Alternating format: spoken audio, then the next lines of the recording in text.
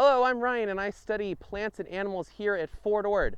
Back in 1917, Fort Ord was founded as a military base for staging and training troops like my great-grandfather and even Jimi Hendrix.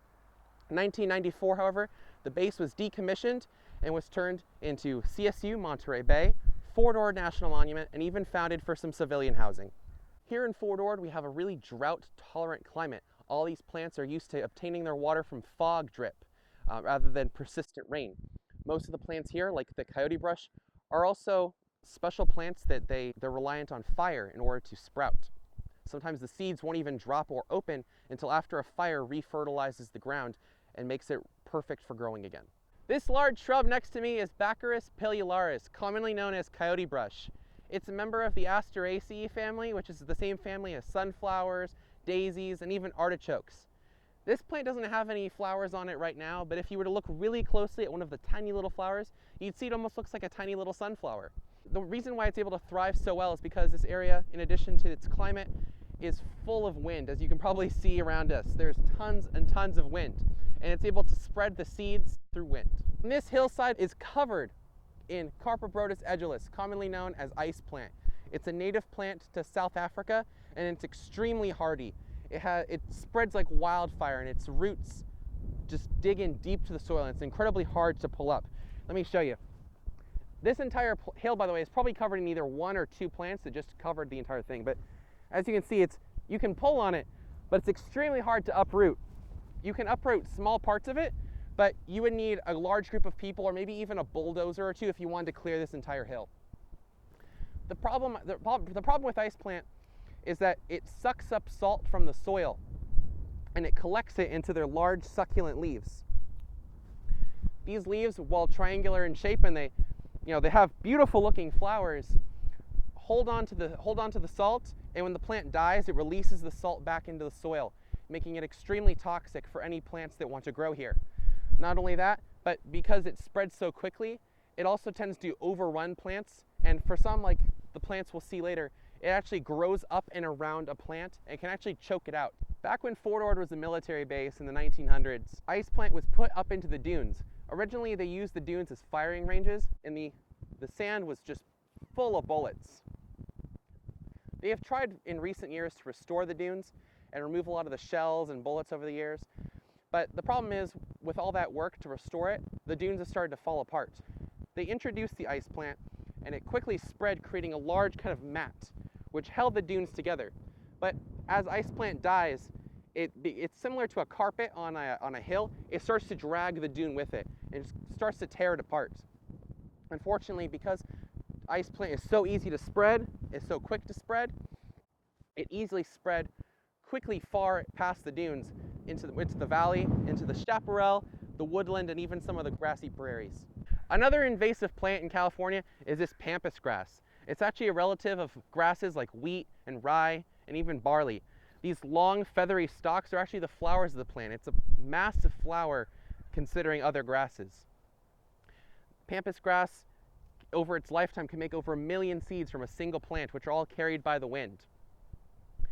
They originated from South America and ended up adapting to this area because of a similar climate and have started to grow everywhere.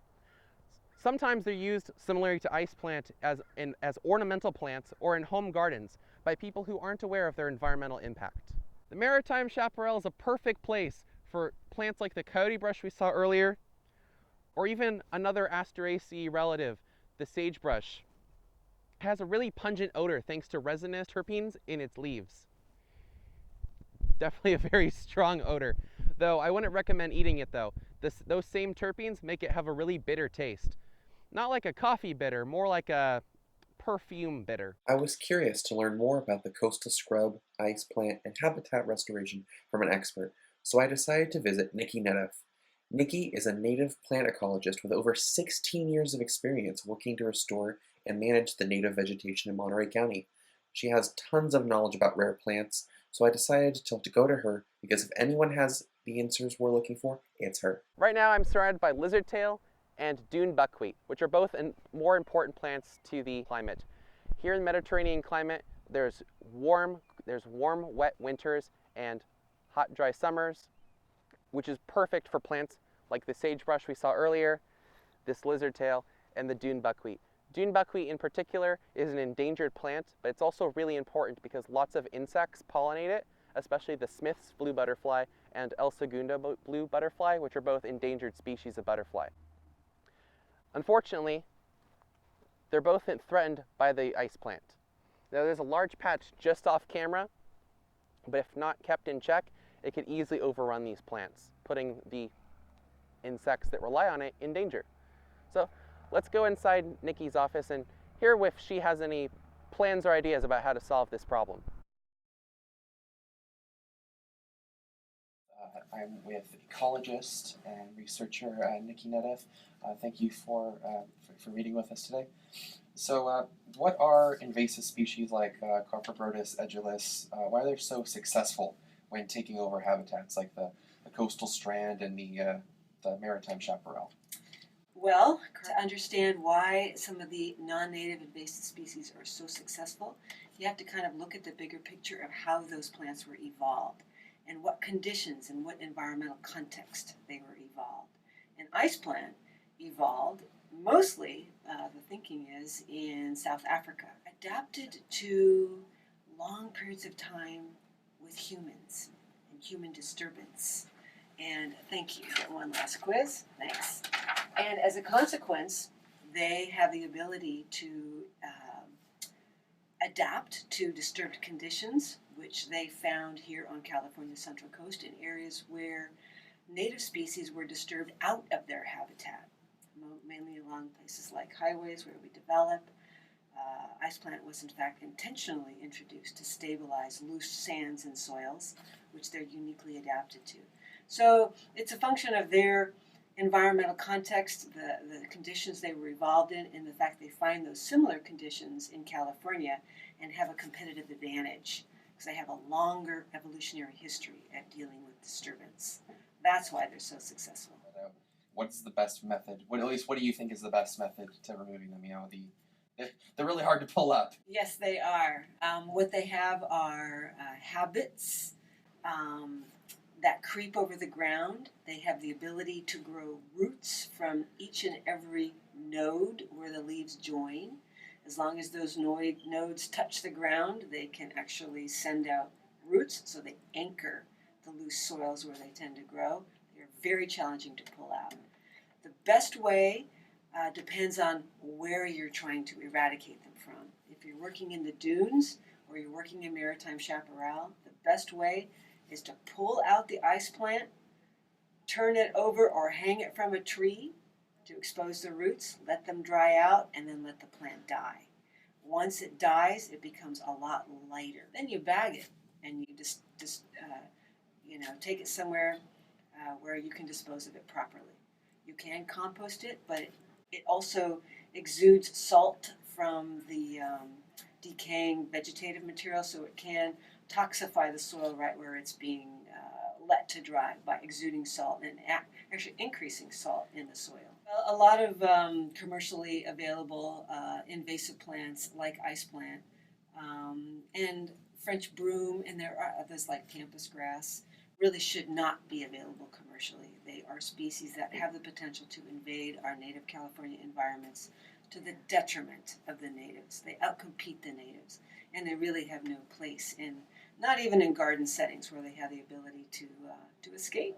Locally in the Fort Ord area, how successful do you think the restoration has been then? Well, again, it sort of depends on where you are and what entity is doing the restoration. I think parts of the BLM National Monument, they've been very successful at eradicating weeds. Mm-hmm. They have a dedicated crew. They monitor, they keep track. They note on maps areas that have been treated and when, and they go back to those areas and retreat if they need to. So in some places it's been incredibly successful. In other areas, like in the Marina Dunes, some of the other land management agencies haven't had the dedicated funding or the dedicated staff to monitor and maintain their restoration sites. They depend on funding cycles, grant funding in particular, which is irregular. So less successful in those places that don't have a very regular, dedicated presence and follow-up. And there are large tracts of habitat where it has been removed and it hasn't come back because they've been diligent in monitoring and retreating. So not wishful thinking. That's good. Yeah. That's good. That's, Yeah. Because some people, I know some people who'd say the opposite. Right. But, Yeah. it's good Well, to I know think ice plant is one of those that can be effectively removed. Other things like French broom and pampas grass might be here to stay. we don't have too much pampas grass locally, but I do know where there are some. Well, thank you for taking some time out of your day My to pleasure. answer my questions. Thank you. All right. Thank you very much.